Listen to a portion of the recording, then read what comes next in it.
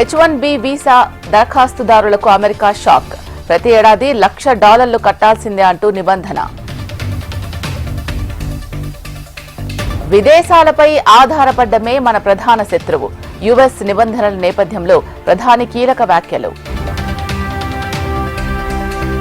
Telangana high court ప్రధాన న్యాయమూర్తితో CM Revanth భేటీ. Court నూతన భవనాలు, మౌలిక వసతుల కల్పనపై చర్చ. స్థానిక ఎన్నికలపై న్యాయ నిపుణులతో సీఎం రేవంత్ భేటీ. కోర్టుల్లో అనుసరించాల్సిన వ్యూహంపై చర్చ. చెత్తను ఏరేసినట్టే చెత్త రాజకీయాలను శుభ్రం చేస్తాం. పల్నాడులో రౌడీయిజాన్ని సహించేది లేదన్న సీఎం చంద్రబాబు. తిరుమల పరకామంలో కోట్లు కొల్లగొట్టిన దోపిడీ దొంగలు వైసీపీ హయాంలో జరిగిందని వీడియోలు బయటపెట్టిన భానుప్రకాష్ రెడ్డి. చంద్రబాబు వల్లే పోలవరం ఆలస్యమన్న అంబటి. పట్టిసీమ తప్ప ఏ ప్రాజెక్టు పూర్తి చేయలేదని సీఎంపై విమర్శలు. యూరోపియన్ విమానాశ్రయాలపై సైబర్ దాడి. సాంకేతిక సమస్యలతో సర్వీసులకు తీవ్ర ఆటంకం.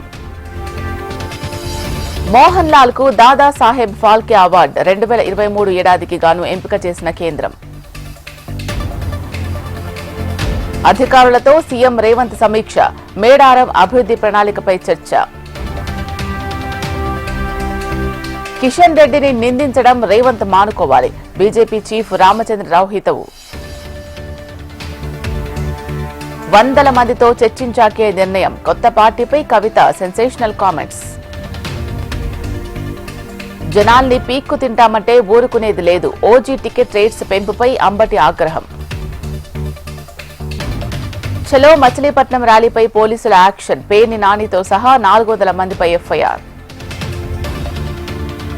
ఏపీ సర్కార్ కీలక నిర్ణయం. 9 మంది ఐఏఎస్ల బదిలీలు, పోస్టింగులు.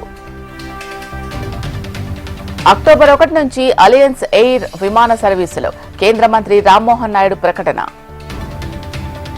మాఫియా డాన్లకు ఏపీని కేర్ ఆఫ్ అడ్రస్ చేశారు. జగన్ పాలనలో అవినీతి రాజ్యమేలిందన్న లోకేష్. మద్యం కేసులో మిథున్ రెడ్డి సిట్ విచారణ. 4 గంటల పాటు ప్రశ్నించిన అధికారులు. శంషాబాద్ లో గంజాయి పట్టివేత. 12 కోట్ల విలువైన హైడ్రోఫోనిక్ పదార్థం సీజ్. గుజరాత్ ప్రధాని ర్యాలీలో ఆసక్తికర దృశ్యం. బుడ్డోడి నమస్కారానికి మోదీ ప్రతి నమస్కారం.